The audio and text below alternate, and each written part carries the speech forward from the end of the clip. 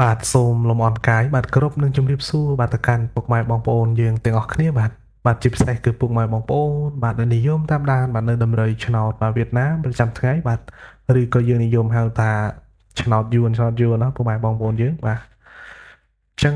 សម្រាប់ channel ផ្ទៃឆ្នោតរបស់ admin បាទតែពំនាំយកលេខដំរីបាទមកចែកជូនពុកម៉ែបងប្អូនយើងបាទដើម្បីធ្វើការបាទទស្សនាបាទហើយនឹងយកបាទលេខដំរីទៅលេងបាទកំសាន្តផងដែរបាទចឹងថ្ងៃនេះ admin ក៏បានពំនាំបាទយកលេខដំរីមកចែកជូនពុកម៉ែបងប្អូនយើងបាទបន្តទៀតហើយបាទប៉ុន្តែមុននឹងឈានទៅដល់បាទការឲ្យដំរីបាទសម្រាប់ថ្ងៃថ្មី admin ក៏សូមបាទអឺផ្សព្វផ្សាយតិចបាទសម្រាប់ channel បាទវិថីឆ្នោតរបស់ admin បាទអញ្ចឹង admin បានបាទបង្កើតបាទ channel ថ្មីបន្ថែមបាទដោយទី1បាទគឺវិថីឆ្នោតមួយដែល admin កំពុងធ្វើនេះបាទហើយទី2គឺវិថីឆ្នោត2បាទនិងវិថីឆ្នោត3បាទប៉ុន្តែសម្រាប់2និង3 admin កំពុងតែត្រៀមបាទនៅក្នុងការបាទ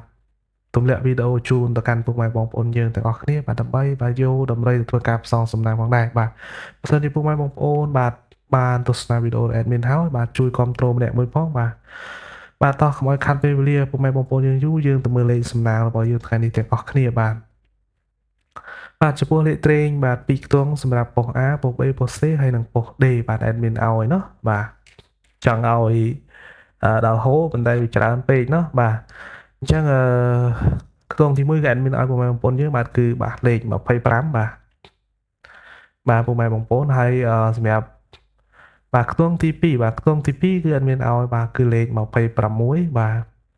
សម្រាប់ខ្ទង់ទី3បាទគឺលេខ90បាទហើយនឹងខ្ទង់បាទទី4បាទគឺលេខ91បាទសម្រាប់ការលេង admin ឲ្យពុកម៉ែបងប្អូនយើងបាទគឺលេងបាទម៉ោង4កន្លះម៉ោង5កន្លះនិងម៉ោង6កន្លះเนาะបាទអញ្ចឹងការលេងសូមពុកម៉ែបងប្អូនយើងត្រឡប់លេខផងបាទធ្វើម៉េចឲ្យវាមានអត្រាហ្នឹងគឺខ្ពស់បាទភាគរយបាទនៃការចេញបាទហើយសម្រាប់លេខបូកប៉ុសអញ្ចឹងលេខបូកប៉ុស admin ឲ្យពុកម៉ែបងប្អូនយើងបាទលេខទី1បាទគឺ200បាទ83គុណបាទនិងលេខទី2បាទគឺលេខ800បាទ42គុណបាទចំពោះអូសខ្ទង់អញ្ចឹងអូសខ្ទង់ admin ឲ្យពុកម៉ែបងប្អូនធ្វើការអូសជាមួយនឹងខ្ទង់20បាទនិងខ្ទង់ទី2បាទគឺសូមអូសខ្ទង់90បាទអញ្ចឹងសម្រាប់អូសខ្ទង់ណាបាទពុកម៉ែបងប្អូនយើងធ្វើការអូសគឺមានភាគរយខ្ពស់ណាស់បាទហេតុអីបាន admin ហ៊ាននិយាយបាទពួក admin តាមដានតម្រុយបាទប្រចាំថ្ងៃបាទទៅលើជើងលេខបាទដែល admin live នៅលើ channel នេះគឺឃើញថាអូសខ្ទង់គឺភាគរយគឺខ្ពស់មែនទែនបាទខ្ពស់មែនទែនតែម្ដងបាទភាគរយបាទអញ្ចឹងadmin មានប៉ុណ្ណឹងទេពុកម៉ែបងប្អូនយើងបាទសម្រាប់ការចែករំលែកបាទតម្រុយឆ្នោតថ្ងៃនេះ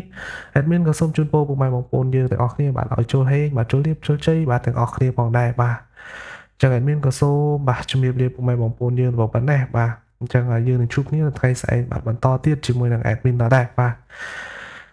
អញ្ចឹងadmin បាទសូមអរគុណបាទនិងសូមជម្រាបលា